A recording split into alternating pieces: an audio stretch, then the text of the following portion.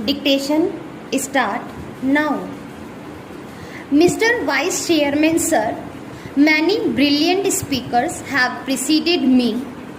At the outset, I would like to tell you that this report has pointed out very emphatically that the autonomy of the radio and television must be maintained.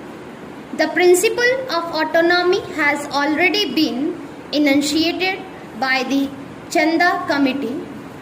This is a very brilliant ideology which must be accepted. There is no doubt about it. While going through the bill which they have reproduced in the report, we have many doubts about its implementation, which I should be very humbly pointed out before this house. The fire and foremost question is autonomy of Doordarshan and All India Radio, because apparently these mass India media are to be influenced by the government. Party in power and departmental regimentation is expected. Sir, it is very fundamental that we have to examine how far this autonomy can be expanded. Until the AIR and the Doordarshan have their own economic allotment, until they are self-sufficient in their finances, so long as they go with a begging bowl to the government, how far the proposal can be implemented is a moot question. Sometimes we criticize in the House that there is politicking. It was there earlier, it exists today also. When a national perspective is emerging, if we compare the questions, we will see that when they approach the government for money, when the service is regulated by the government, it is expected that they act according to the whims of the departments and the authorities concerned.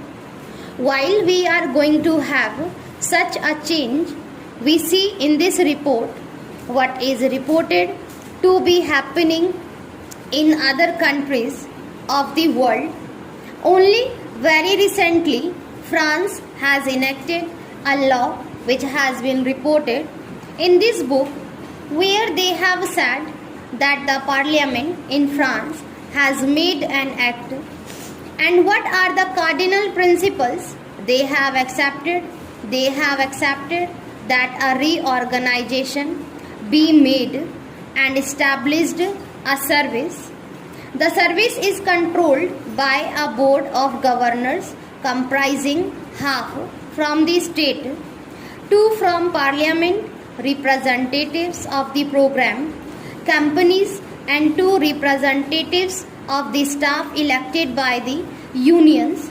Now when we come to this problem of reorganizing our structure by giving more autonomous powers, we will have to consider the fact that it more a size of continent, a problem which the people of India have recognized on linguistic basis. Sir, I fundamentally say that when organization of a national trust is considered, these points must be very basically considered at the national level. These 3 points are very vital, and I think they must be considered at the national level. The first thing is, if you make a centrally organized national trust, how can it preserve the cultural heritage of a multilingual country like India, and how can it develop the regional languages in this country, which is necessary for national integration? Sir, while forming the zonal committees, we see that the interest of the smaller states are suffering. If you analyze what is given in this report, you will notice that though All India Radio is there for the last 50 years, the coverage is still less than cent% in my state of Orissa. I know that even now the coverage is less than 70%. So we have been seeing what are the problems before the nation. Radio and television are accepted in the world as mass media of communication with great values. We cannot transform our technology and we cannot go in for modern methods of agriculture which are there in more developed countries of the world, because therefore they are not educated in the expertise of science and the different faculties, but they see things on the television and practice them in the field so that they could achieve the highest goals. So here the fundamental question is, and they have said in this report also, that this autonomy cannot be poured from above, from external sources of organization. If we create such a structure, it must be evolved from within. Then what is the source for evolving from within? We have created trustees. Many members have said that there are part-time trustee, there are whole-time trustees. We see discrimination and so on. What do we expect we of the trustees? What is their qualification?